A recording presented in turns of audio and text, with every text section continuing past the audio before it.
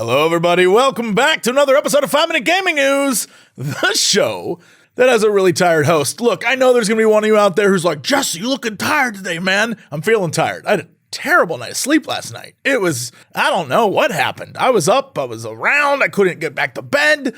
It happens sometimes. It happens to the best of us. And me too. Today in the news, while everyone's waiting around to see what happens at Key 3, that's right, that's what I'm calling Jeff Keighley's Summer Games Fest. Yesterday, some interesting news happened at the OTK Games Expo. Now sure, yesterday afternoon I was playing Teamfight Tactics with Crendor, unlike the hundreds of thousands of people watching the OTK Games Expo. If you don't know what OTK is, they're basically just a collection of some of the biggest streamers out there. They run sort of a streamer conglomerate together, and they're frankly killing it right now. And so they had the very first streamer-run, streamer-hosted, streamer-controlled video games expo show. And they did a good job of getting some pretty solid indie titles. But the thing I'm focusing on is the big announcement that they are investing in Notorious Studios and their production of the next big multiplayer RPG. Now, how do I know all of this if I wasn't watching the stream? Well, it's because the Washington Post picked up on it so quickly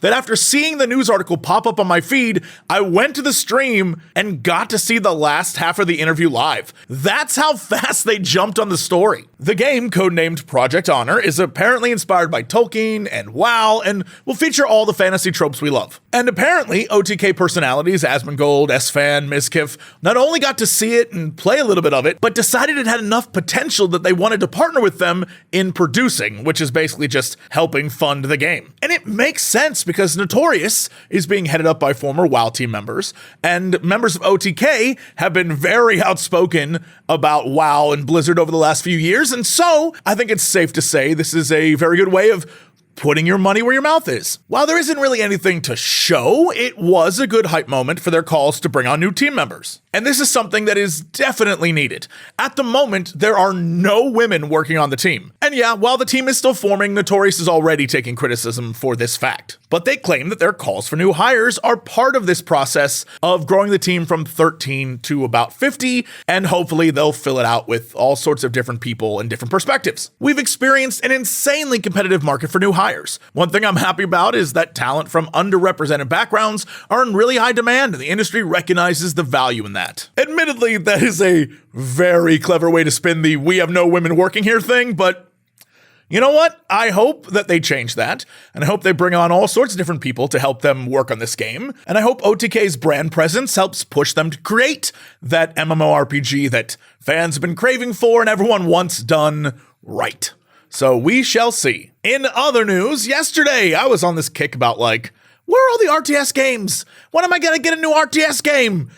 And then today I woke up and saw Minecraft over on Twitch, and later picked up by Eurogamer. Jeff Gertzman, formerly of Giant Bomb, said that he had seen a new Minecraft-themed RTS, and it will possibly be announced at the Xbox Showcase. Now, as crazy as it sounds, there are apparently details as well. From the basic descriptions, and I got to see a couple screenshots of it, it seems like a real-time strategy game, an RTS of sorts. But the difference is you're controlling a Steve-esque unit on the field and ordering units around in the third-person view. And you're taking on piglins, and it'll have a story and cutscenes and all this other stuff, he said. So I guess we'll see. It's less of a story and more of a rumor, but I'll be real with you. It's a rumor that I like, and I'm kind of hoping that we see something from Xbox. I'm not gonna lie, Minecraft, fun.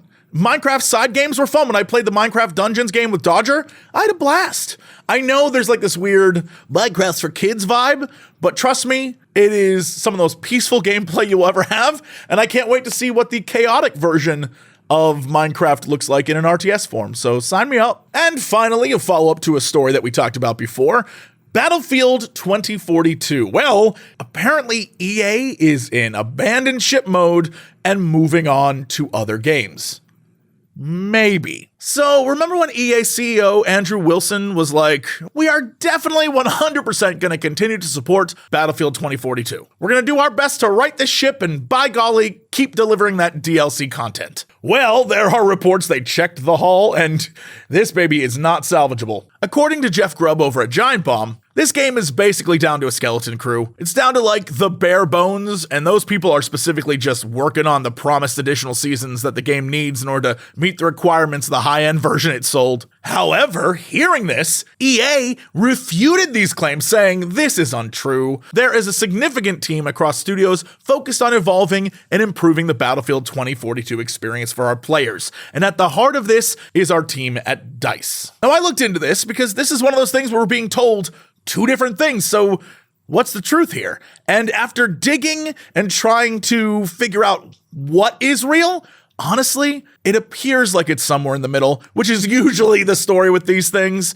Yes, DICE is doing some stuff, and EA is like still working on some things, and it's not skeleton crew levels, but really at the end of the day, it doesn't matter that much because the game is still jank. So no matter how many people they put on it, it's not gonna make it any better. Frankly, if I was EA, I would abandon ship. But that's just me. This article reminds me of that one article we did about the Ni no Kuni game, where there was someone saying you could straight up just buy stuff, and seeing a few tweets that were like, actually, that's not true. I did a deep dive, and again, it's like somewhere in the middle. And that's usually the case. There's always a big, juicy news story that they try to hype up about some things, and then you dig a little deeper and you discover that, like, it's a little overexcited, the article, but at the end of the day, it still is what it is. You know what I mean? Like, the Ni no Kuni game still is a crypto NFT game. This DICE report, the EA report about Battlefield, is still, it's not great, and there aren't that many people working on it anymore, even if it isn't skeleton crew. You know what I mean? This is where we are with the news, so